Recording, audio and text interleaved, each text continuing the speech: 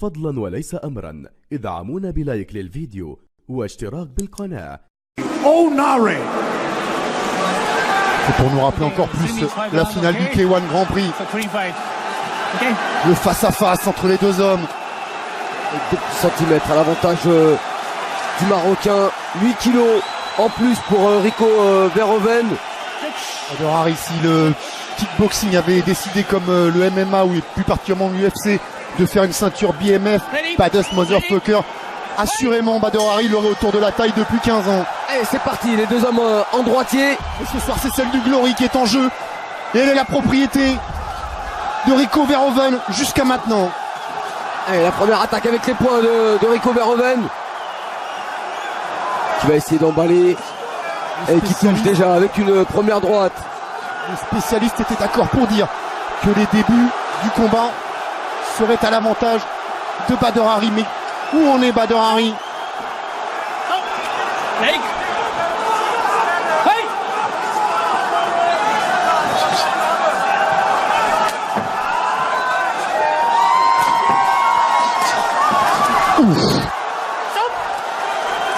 La première chose de sûr quand même, c'est qu'il n'est pas intimidé, Rico. Non, il a toute envie de faire douter Badr Hari, lui.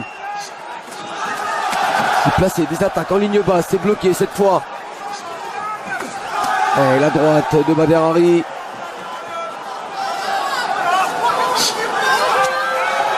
Le dernier combat de Badr Hari remonte au 3 mars 2018, victoire sur SD Garges. C'est vrai que c'est pas les mêmes appuis, hein, quand vous voyez les poteaux. Oh, attention, c'est lui qui est touché. Il a été complètement sonné, Rico Verhoeven. Et le voilà, le knockdown dans les 2 premiers rounds. Et c'est pourtant Rico Verhoeven qui a déclenché le premier, qui a essayé de mettre la pression sur Badr Hari. Et attention derrière. En restant très très calme, il a réussi à placer cette droite qui a déjà fait beaucoup de dégâts chez ses adversaires. Badr Hari qui accélère maintenant.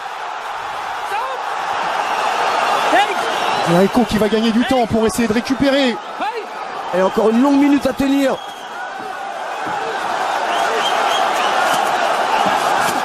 Oh, encore la droite. Placer le kick qui s'expose au contre avec la droite de Badr Hari, Rico Verhoeven. Et voilà, encore derrière l'esquive, il arrive à bien retomber. Et là on sent, hein, c'est Rico Verhoeven qui cherche à s'accrocher, qui refuse l'échange en points. Il n'a pas encore complètement récupéré le champion. Ça avait mal démarré déjà dans leur première rencontre où Badr Hari avait l'avantage dans les premiers échanges, mais peut-être pas à ce point-là. Attention à ce niveau, avec des combattants comme ça, tout peut s'inverser. Rico peut à son tour envoyer au tapis Badr Hari. Chez sous l'œil droit, hein, Rico déjà. Et c'est parti vite dans ce combat. Allez, le high kick pour Badr Hari.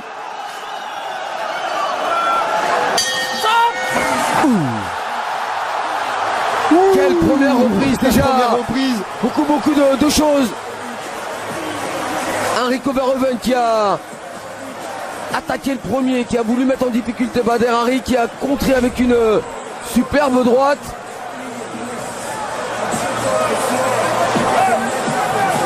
Voilà, elle arrive juste au niveau du menton, cette très courte droite de Badr Hari, même presque à la gorge.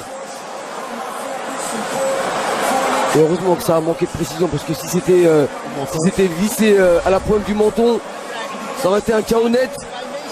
Et déjà Badr Hari réussit ce que beaucoup ne parviennent même pas à imaginer, envoyer Rico Verhoeven au tapis.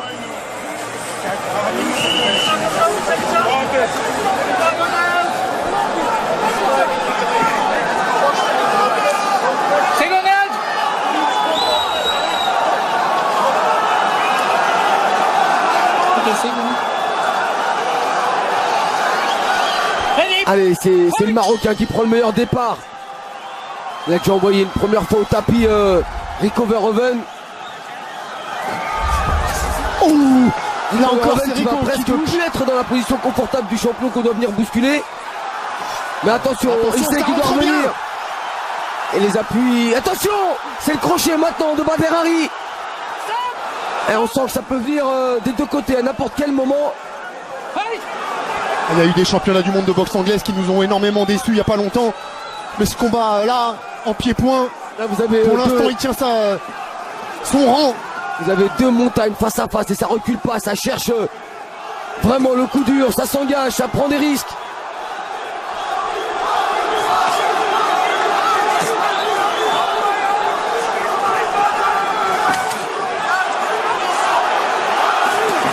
Et on place un petit coup de pied au niveau des appuis pour se rapprocher.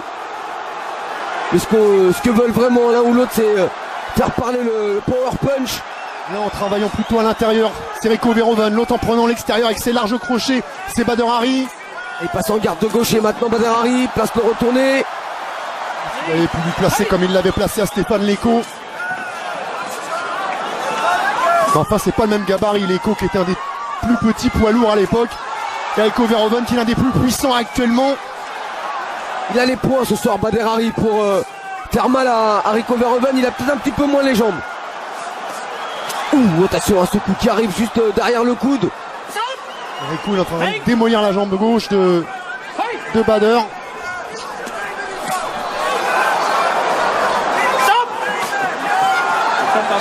Avec des low kicks intérieurs à répétition. Attention parce que si vous dites que Bader mise tout sur l'anglaise, s'il n'a pas les appuis derrière, on le voit bien là, c'est ça pute la même chose. C'est souvent quand il est attaqué au niveau des appuis qu'il est en difficulté Bader Hari. Il n'a pas le réflexe de bloquer. Ça aussi ça peut être préjudiciable. Par rapport à son manque de ring, manque de combat. Il n'a pas automatiquement cet automatisme de bloquer les coups, de remiser. Alors il va sur ce qu'il sait faire, c'est-à-dire chercher la guerre, mettre la puissance avec des coups sur les côtés, à l'intérieur, en anglaise. Il percute très court pour Rico Verhoeven. Il a encore le crochet, il a ripé. C'est toujours ça, à l'intérieur pour Rico, les directs, les uppercuts et les larges crochets pour Bader Hari. Et la salle qui se réveille.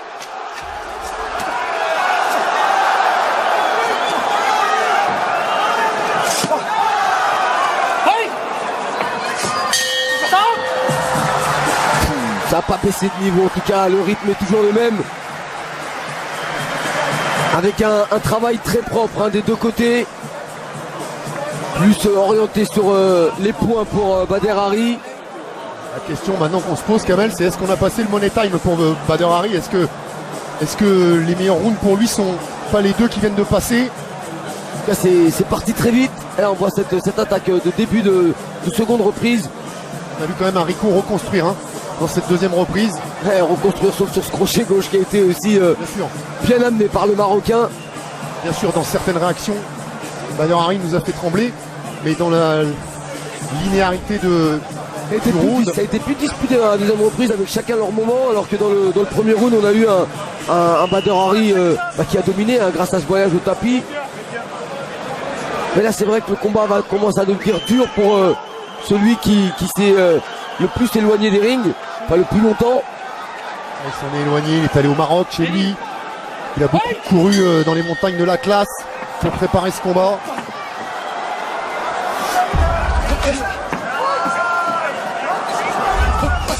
Et on connaît la faiblesse d'un combattant qui manque de ring, c'est-à-dire Et le deuxième voyage au tapis. On vous rappelle qu'il ne peut aller que 4 fois au tapis en 5 rounds. Faute de quoi l'arbitre sera obligé d'arrêter le combat. Il m'a fait mentir, je parlais de sa faiblesse qui venait des jambes, je le trouvais pas très bien en appui, mais c'est avec un high kick qu'il est venu encore une fois envoyer au tapis Rico Verhoeven, et ce high kick à la façon Bader Hari qui retombe avec le tibia sur le sommet du crâne. Il n'y en a pas 50 des combattants qui peuvent envoyer Rico Verhoeven au tapis à 2 reprises dans un combat. Il n'y en a pas 150, il n'y en a même qu'un. Qu'est-ce qui s'est passé? Oh non, me dites pas qu'il s'est blessé. Oh, ça serait catastrophique. Ne me dites pas qu'il s'est blessé.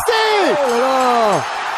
Oh, c'est pas vrai, après le bras, c'est la jambe. On va attendre le ralenti pour voir ce qui s'est passé, mais Est-ce que c'est vraiment la jambe? Qu'est-ce qui s'est passé encore? Voilà ce qui pourrait nous amener vers encore une opposition entre ces deux hommes, et encore plus aujourd'hui qu'hier.